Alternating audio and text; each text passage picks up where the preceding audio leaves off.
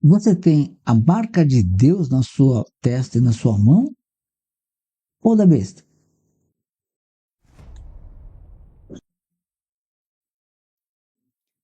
Shabbat Shalom, estamos de volta no canal Tirando os Óculos Romano. E hoje nós vamos falar um tema bem polêmico. Não se assuste, mas eu quero trazer para você algo muito importante. Muitas pessoas ficam preocupadas com o sinal da besta e não se preocupam com o principal, que é o sinal de Deus. Por quê? O sinal da besta é na mente, na testa ou na mão direita. E o sinal de Deus é onde? O sinal de Deus é na testa, por entre os olhos, na testa, e na mão. No mesmo lugar. E por que então as pessoas estão tão preocupadas com a marca da besta, tão preocupadas em não terem a marca da besta, mas elas não se preocupam em ter a marca de Deus? Isso é intrigante. Eu quero deixar bem claro para você que eu não estou dizendo que a marca da besta, ela é tão somente o que eu vou trazer aqui para você hoje. Ok? Eu quero deixar claro, não estou dizendo que não possa surgir amanhã alguém que queira marcar a sua mente, a sua testa, a sua mão, a mão das pessoas, né? A testa das pessoas. Eu não estou dizendo que não possa, pode ser que surja. Por quê? Ora, um animal kasher, ele tem duas características: pata fendida e rumina. O peixe kasher, ele tem duas características: escama e barbatanas. O salvo, ele tem duas características: guarda os mandamentos de Deus e tem o testemunho de Jesus. A besta pode ter duas características também, uma física e uma espiritual. Eu não sei. Hoje eu vou falar para você da marca espiritual, que todas as pessoas, elas são de uma certa forma marcadas, registradas num livro. E eu vou explicar isso para você agora, ok? Muito bem. Eu vou começar a falar para você sobre a marca de Deus. Depois eu vou falar da besta, que você já está cansado de saber. Só para finalizar, a gente vai passar a marca aí, o versículo, para explicar isso aí para você. Mas agora, vamos para a nossa Bíblia e eu convido você a abrir a sua Bíblia lá no livro de Ezequiel 20:12. Também lhes dei os meus sábados para servirem de sinal entre mim e eles, para que soubessem que eu sou seu Senhor, que os santifica. Mas a casa de Israel se rebelou contra mim no deserto, não andando nos meus estatutos e rejeitando os meus juízos, os quais, cumprindo-os, o homem viverá por eles. E profanaram grandemente os meus sábados. Então veja que aqui está dizendo que o sábado é um dia, é uma marca, é uma forma. Mas eu vou te explicar como que essa marca acontece, tá? Só para você entender. Não é só o sábado, mas estamos aqui. O sábado eu sempre digo que é a porta de entrada. Mas veja só, aqui está dizendo que a marca, eu falei para você que a marca é na testa e na mão. Aqui está dizendo que o sábado é o quê?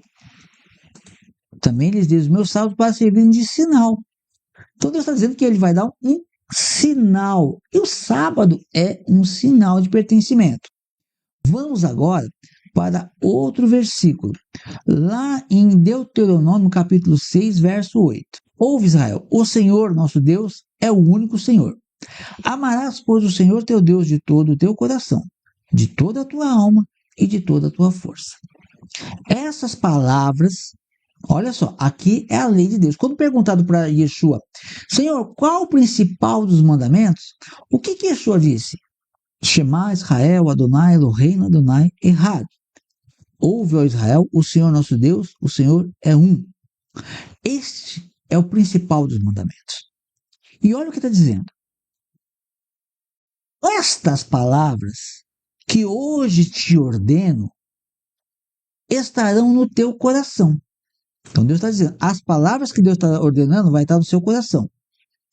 As palavras, os mandamentos. Tu as inculcarás a teus filhos. Vai colocar na cuca, né, dos seus filhos. A lei de Deus, os mandamentos. E delas falarás assentado em tua casa. Você vai estar sentado na tua casa falando da lei de Deus. E andando pelo caminho, você vai estar falando da lei de Deus. E ao deitar-te, você vai deitar falando da lei de Deus. E ao levantar-te, se levantou falando da lei de Deus. Você vai fazer isso se você acreditar que a lei foi abolida? Não, a lei tem que estar firme no seu coração. Além de você levantar, trabalhar, comer, deitar, dormir, levantar de novo, meditando a lei de Deus e os mandamentos, você vai fazer algo. Com isso você vai fazer algo. Aí você vai construir a marca. Ou vai abrir espaço para ser marcado por Deus. Veja só o que Deus diz aqui. E aí, olha o versículo 8. Também as atarás como sinal na tua mão. Olha o que você vai fazer com a lei de Deus. Atar, amarrar. Por isso que o judeu, só que o espírito não é amarrar no braço, na mão. Não é amarrar, é você ter na mão. Está falando sobre a lei de Deus. Também as atarás como um sinal na tua mão. E te serão por frontal entre os olhos. Onde está o frontal entre os teus olhos? O meu está aqui. O que nós temos aqui? A mente. Deus está dizendo, e tem muitas outras passagens que falam sobre isso. Mas aqui, Deus está dizendo que você vai meditar na palavra dele de dia e de noite. Ele diz que você vai colocar essa lei, a lei dele, na tua mão e por entre os teus olhos, no frontal, aqui na testa. O que significa isso?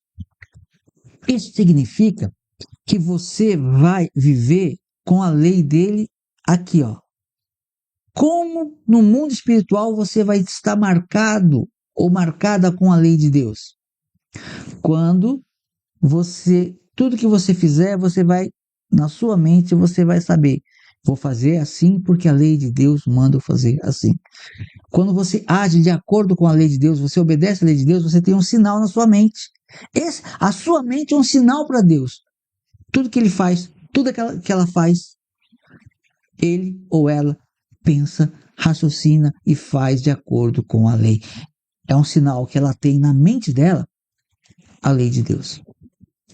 E o sinal na mão? É o que você faz. Que não adianta você falar, eu sei que Deus é bom, eu sei que o sábado é o dia do Senhor, mas você no sábado você trabalha. Sábado você lá está trabalhando. Olha o sinal na sua mão de que você não tem. É um sinal, mas não é um sinal de Deus. Aí que entra o problema. Que nós vamos falar daqui a pouco. Na tua mão lá no Shabat, lá trabalhando, veja só, deixa eu explicar também. Se você não tem como, o seu trabalho te obriga a trabalhar no Shabat, vá trabalhar, você tem compromisso. Mas ore, porque eu tenho certeza que Deus vai mudar isso quando você orar de todo o coração. Eu tenho testemunhos, vários testemunhos aí, vários, eu sei que existe por aí, mas eu tenho alguns testemunhos pessoais de que isso funciona, tá? Então, se você tem condição de não trabalhar no sábado e você trabalha, você não tem o sinal de Deus. Agora no sábado você está lá, opa, sábado eu não ponho a mão nisso. Deus falou para eu não acender fogo, eu não vou acender. Deus falou para eu não trabalhar no sábado, eu não vou trabalhar. Opa, a mão dele, a mão dela não trabalha no sábado, isso é um sinal na mão. É o sinal de Deus. E esse sinal, ele está muito ligado ao Apocalipse. Eu vou explicar para você por quê. Agora, veja só como que esse sinal, ele é muito parecido. Nós já temos. Veja o que diz aqui, agora, sobre o sinal da besta. A semelhança. Apocalipse, capítulo 13, versículo 16. A todos os pequenos e os grandes, os ricos e os pobres, os livres e os escravos, faça que lhe seja dada certa marca sobre a mão direita ou sobre a fronte, para que ninguém possa comprar ou vender, senão aquele que tem a marca, o nome da besta ou o número de seu nome. Aqui está a sabedoria, aquele que tem entendimento calcule o número da besta, pois é número de homem, ora, esse número é 666. Olha, existem várias discussões, eu já vi gente procurando esse número em Romanos, que é absurdo, é absurdo. O índice mais fácil, porque o anticristo já está na Terra há muito tempo. A ideia mais fácil de se entender e mais lógica para mim é Neron Quissar, que é o imperador Nero. O imperador Nero, na língua hebraica, seria Neron Quissar, você conta 666, porque cada letra hebraica tem um número, um valor numérico, e a soma dele é 666, e ele é um tipo de besta, uma pessoa que faz você abolir a lei, abandonar a lei. O serviço da besta é esse, fazer você ser contra a lei de Deus. É só isso. Abandona o Shabat, abandona a festa bíblica, abandona os mandamentos de Deus e você faz o que a besta, o trabalho da besta para ela. Mas veja que o sinal também é na fronte, né, na mão direita, é a forma de qual é o nome em hebraico? Benjamim. Ben, filho. Benjamim. Mão. Filho da minha mão direita. É automático isso. Mão direita é algo visto como algo positivo, algo como um bom. Filho da mão direita. Então, quando fala que vai dar um sinal na mão direita, é a sua mão, na maioria das pessoas, é a mão que a pessoa escreve, é a mão que representa a mão direita, é um sinal. E o que esse sinal quer dizer, então? Se você comparar com o sinal de Deus, a pessoa tem o quê na mente? Ela dorme pensando que a lei foi abolida, ela trabalha pensando que a lei foi abolida, ela trabalha no Shabat porque a lei foi abolida, ela acorda de manhã, ela tem a lei abolida, nos batentes dela não tem nada escrito sobre a lei de Deus porque a lei de Deus foi abolida. Aí chega o Shabat, ela trabalha com as mãos dela, com a mão foi abolida, ela mente, ela faz coisas que a Bíblia diz para não fazer porque a lei foi abolida, ela está na graça e ela faz um monte de coisa, é a mão direita, um sinal. No reino espiritual, a mão dela tem um sinal. Um sinal de quem aboliu a lei. Um sinal de quem é contra Deus. Aí você conclui o raciocínio. E a mente dela? Pois ela, opa, o que eu faço? A lei, Deus falou para fazer assim. Mas a lei foi abolida. Então a lei foi abolida, então eu posso fazer. Estou na graça. A graça é maravilhosa, nós precisamos dela. Mas tem gente que usa a graça de uma forma totalmente errada. E aí ela trabalha com a mão dela. Ok? E para terminar, veja como isso está totalmente ligado. Eu vou usar um texto da Antiga Aliança para mostrar para você que esse sinal faz referência à salvação ou não. Veja aqui em Ezequiel capítulo 9, versículos 2 a 5. Diz assim, olha. Eis que vinha... Não, vou ler o primeiro. Então ouvi que gritava em alta voz, dizendo, chegai-vos, vós, executores da cidade. Vai acontecer um juízo. Executores da cidade. Cada um com a sua arma destruidora na mão. Então, Deus está exercendo juízo contra a cidade. Ele chama os executores com armas nas mãos para destruir a cidade. Eis que vinham 6 homens a caminho da porta superior, que olha para o norte, cada um com a sua arma esmagadora na mão. E entre eles, certo homem vestido de linho, com um estojo de escrevedor à cintura. O que é o estojo de escrevedor? É um homem, um estojo de tintura, que fazia um escriba. Era uma figura de um escriba. Ele tinha um estojo para fazer o trabalho dele de escrever. Ele tinha um estojo de escrevedura à cintura. Entraram e se puseram junto ao altar de bronze. A glória do Deus de Israel se levantou do querubim, sobre o qual estava, indo até a entrada da casa. E o Senhor clamou ao homem de vestido de linho, que tinha o estojo escrevedor à cintura. Então está todo o exército pronto para acabar com a cidade. O exército de anjos destruidores estão prontos para destruir a cidade. E antes disso, Deus chama o homem que tem o estojo, o escriba, vamos dizer assim, o anjo escriba, mais ou menos algo mais ou menos assim. Ele disse: passa pelo meio da cidade. Você vai passar pelo meio da cidade. Pelo meio de Jerusalém. Começa no templo sagrado, no local sagrado. E marca com um sinal na testa dos homens que suspiram e gemem por causa de todas as abominações que se cometem no meio dela. Olha o que Deus está dizendo. Tem pessoas justas que estão sofrendo com abominação, com essas pessoas que não seguem lei, que não seguem mandamentos. A destruição vai vir agora sobre a cidade. Mas Deus dá uma ordem para esse homem que é um escrivão, sei lá, ele tem essa função. Vai lá e marca a testa de todos os homens que estão sofrendo com as abominações, os justos. Aos outros, agora ele falou a esse homem que vai marcar os homens. Agora ele está falando para os outros que vão destruir a cidade. Aos outros disse: ouvindo eu, passai pela cidade após ele. Após ele quem? Primeiro o homem vai passar marcando as pessoas justas.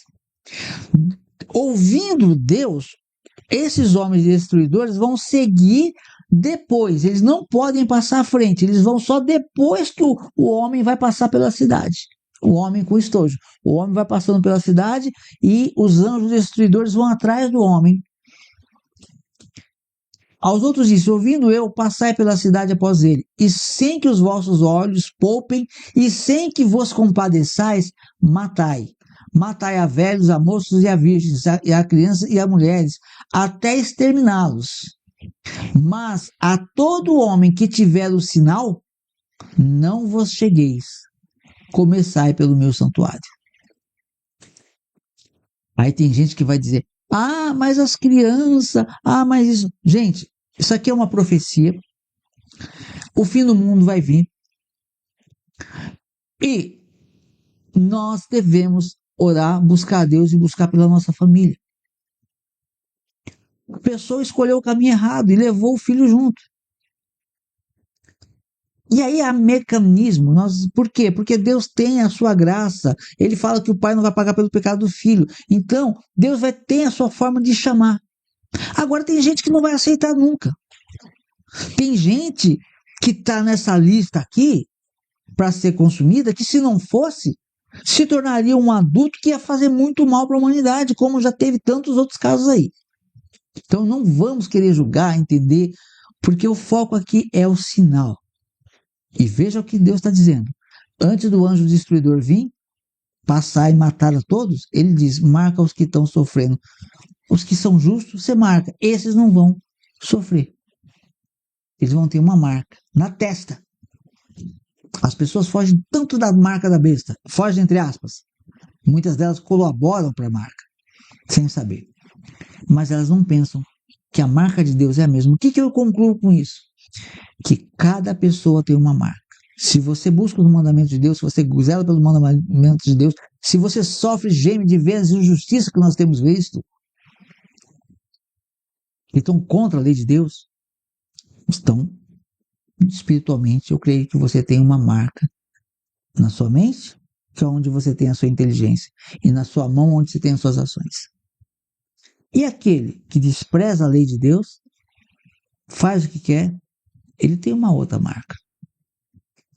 Então, reflita sobre isso, que o Eterno abençoe você, e até a próxima, se o Senhor assim nos permitir.